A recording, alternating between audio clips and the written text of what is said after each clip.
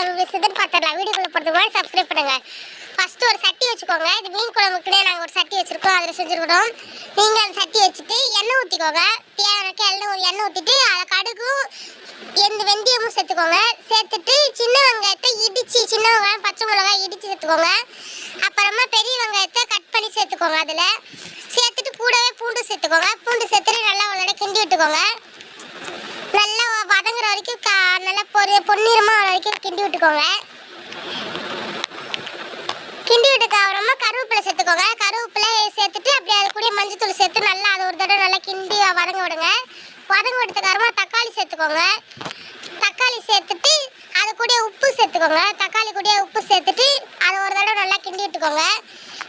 அது வதங்கினதுக்கு அப்புறமா குழம்பு மிளகாய் தூள் சேர்த்துக்கோங்க. குழம்பு மிளகாய் தூள் சேர்த்துட்டு நல்லா ஒரு தடவை கிண்டி விட்டுக்கோங்க.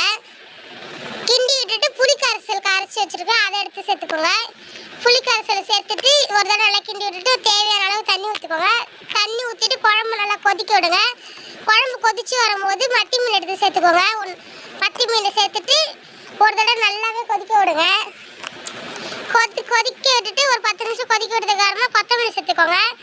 கொத்தமல்லி சேர்த்து கொதிக்க விட்டதுக்கு அப்புறமா நம்ம மீன் குழம்பு ரெடி. அவ்வளோதான் ஃப்ரெண்ட்ஸ்.